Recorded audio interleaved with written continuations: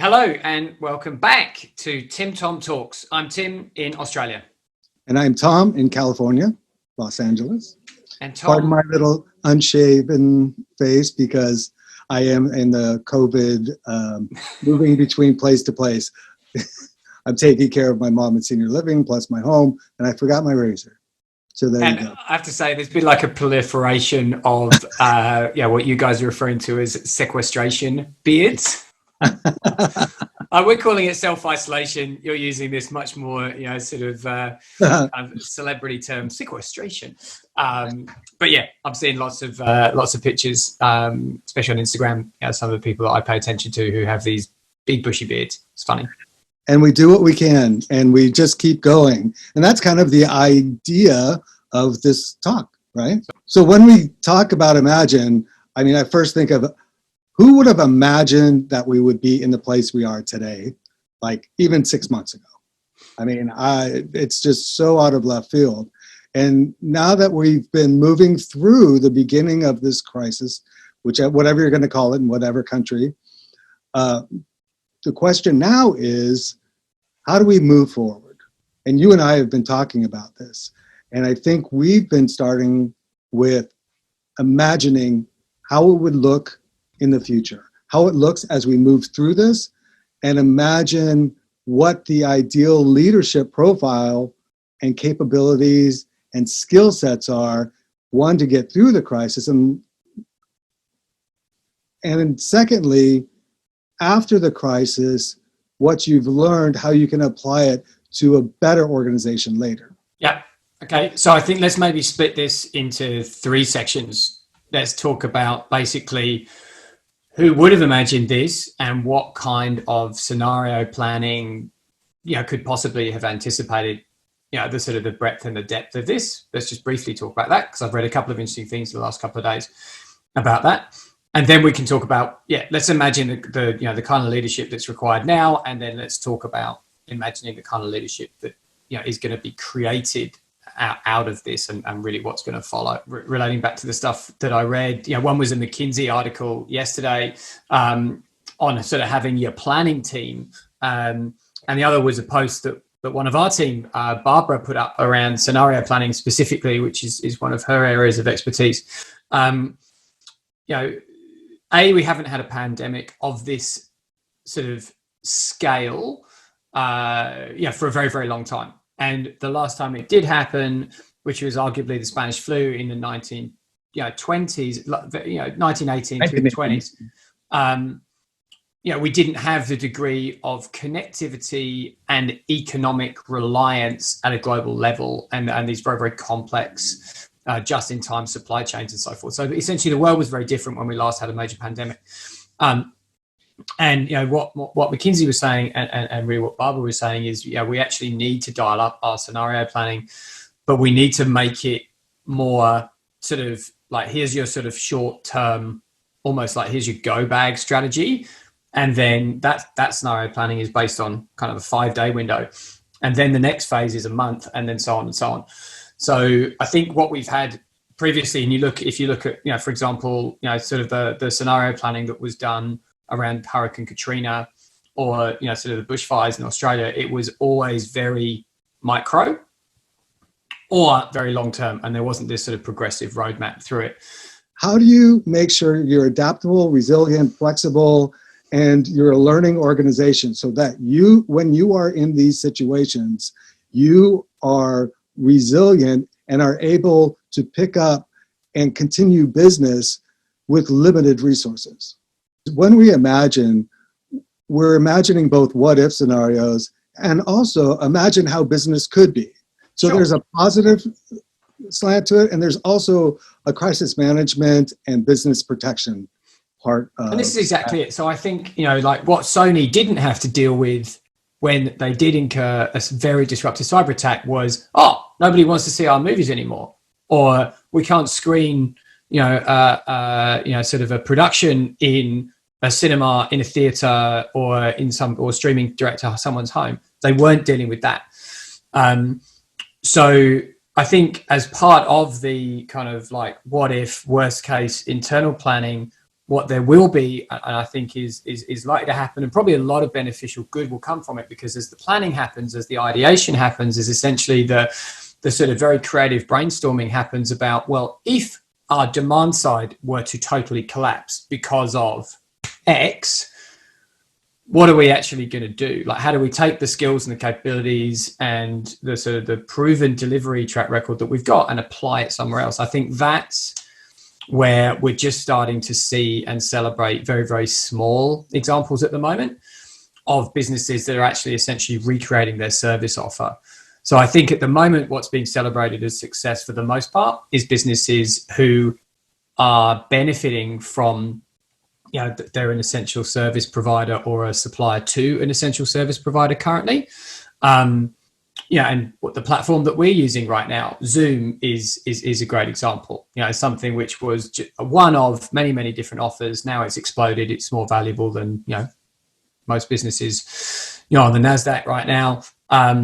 And, you know, that's, you know, put them in a good position. But, you know, the situation has created that uptake. Arguably, they didn't create it. Another example I'd give in a comparison to that, there's a stage production company in Sydney who, you know, are used to quick turnaround, single unit production for, you know, like stage fit outs and, you know, sort of scenery production, right? For theatrical things. Nobody's going to the cinema, so you can't make any TV sets. Nobody's going to a theatre, so you don't need stage production. They have no demand side activity. What do? They start producing customized one piece to order home-based work furniture. How tall are you? How big's your space? Here's your stand-up desk, made out of MDF, you know, delivered to the door. Give us your order and we'll have a 3-day turnaround in metropolitan Sydney. You know, so I think this shock is unleashing a huge amount of stress.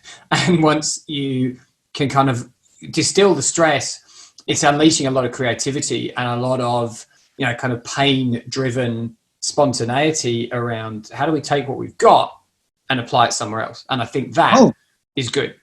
Oh, great. Yeah, exactly. And I think that's where people have really thrived and done really well in this crisis, shall we say. First of all, what can I do to help in this situation? And secondly, what can I make that actually helps in this situation? Yeah. And so there's so many people that have looked at their, like, fabric makers that have said, hey, we can make masks, plastic, clear plastic production. Hey, we can make shields. Hey, 3D printers. Hey, we can make the outside of the ventilator. Let's supply those. Now, if only somebody could ramp up and make the Q-tip things that, you know, for the samples, then we'd be in great shape. But it's those types of things, those businesses that are being celebrated, that are being imaginative with what they have and recreating what they can produce to help the situation. And which is also, you know, really ties into your other podcast, which is Better World, right? How do I make a better world in each day with what I have and the capabilities I have? And these businesses have really stepped up. Look, I think, you know, a couple of the themes that, you know, that do get touched on a lot, you know, in the Better World Leaders podcast, you know, things like relocalizing production and, you know, the climate benefits of that and circular economy. Yes, in terms of minimizing waste, but also it really kind of gives you that very sort of Germanic, you know, sort of a village has all of the crafts, all of the means of production to actually sustain itself as a localized economy. And I think what's going to be interesting to me over the next couple of years, as much as there's going to be no doubt a big push to just go back to normal and back to the way it is, and there's an established paradigm that's, you know, creating lots of wealth and so on. I think that, you know, this shock and that I can't just go and pick up off the shelf something that came from 50,000 miles away and was made there 3 days ago. You know, I think that we might actually see more creativity around how do we relocalize production, and a real, you know, sort of feeling and impactful emotion that there's a benefit to doing this, that is a security benefit. And there's a benefit to doing it in terms of job security, as well as just feeding people and producing stuff that we need. Yeah, the globalized cultural benefit is massive, and the benefit for diversity, and the benefit for ideation exchange, and the benefit for sort of collective consciousness to grow when we have this really strong cross-pollination around sort of global transmission and sharing of ideas and aspirations and challenges and so on. That's really important. I think where that's kind of to an extent been hijacked is everything needs to be made in the cheapest possible place, turned around as fast as possible with scant regard for waste and long-termism. That's ultimately what's kind of causing a lot of the pain that we're seeing right now. Yeah, and with recognition that this podcast is already getting long, I do want to say that we are coming out with a product that's going to be about leading forward, and that is going to be based on how we imagine what we envision getting through this crisis is going to take in leadership and skills, capabilities, and behavior. And since we're going to be retraining, how do we make that sticky or viable for the future of leadership and where we imagine leadership is going to go from this point forward? Because you and I both believe we're not going backwards. Things aren't going to be as they were for many different reasons, but how do we lead forward? And that's going to be the product that we're coming out with. Yeah, absolutely. So look, I mean, let's talk about leadership. I think the best examples of sort of effective, meaningful leadership that we're seeing right now, are for me really sort of circling around three things. It's clarity of communication, it's connection with the people that you're serving, and it's empathy. And I think that we had started to see a bit of groundswell that those and a few other things were really what leadership is going to be about moving forward. And I think this kind of tidal wave of change that we're riding at the moment, or trying to ride rather than go in front of, they've just really brought all of that home very, very quickly. You and I have spoken at length about Gavin Newsom's sort of messages and how he's sort of standing in front of the 40 million citizens of California. And I'm sort of doing a short series comparing him with what Jacinta Ardern is doing in New Zealand and what Lee Hsien Loong is doing in Singapore.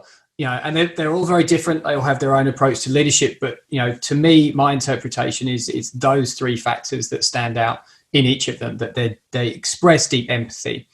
They really sort of extend themselves in a modality of connecting with the people who are on the other side of the lens. And that they are communicating very, very transparently, as much as they possibly can, and really sort of inviting advice and dispensing advice as best they can based on what they have in front of them.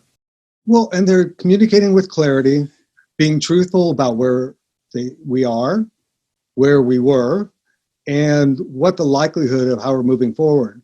But in the day-to-day, taking care of what's today and creating a solid plan for how we're going to move forward, making sure that everybody's on board and understands where we're moving, getting advice from subject matter experts, and also creating committees of people within their professions to create plans for moving forward. And I think that's super important. It's listening to the people who are doing the work, creating plans that are interconnected so it all works together, and to make sure that we're all in this together and that we're moving forward together. Yeah, and I mean, look, to come right back to some of your opening comments around learning organizations, I mean, a lot of that is essentially woven into the definition of a learning organization.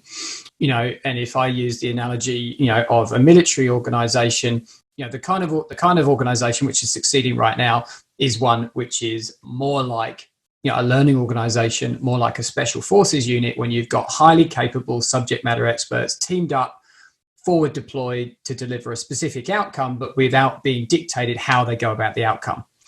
The big, bulky command and control type organizations where it takes a long time for the message to get all the way up and then the instruction to come all the way back down, those are the ones that are really struggling and not able to interpret the landscape when it's changing as rapidly as it is and respond to it in an appropriate time frame. So I think what we want to look at, and what we will be, debating as we build and prepare this product for launch, is what are the skills that you're going to need as a leader to build these more adaptive, responsive, pliable organizations. How are you going to go about upskilling and enabling a team so that you at the top, can define the strategy and sort of define the outcome, and then enable and empower, your forward deployed, your state level or even more local level teams to actually go out and deliver the work that needs to be done. And we'll have those divided into skills, capabilities, and behavior. Yeah. So thank you for joining us today. Goodbye from Los Angeles. Farewell from Sydney. Bye.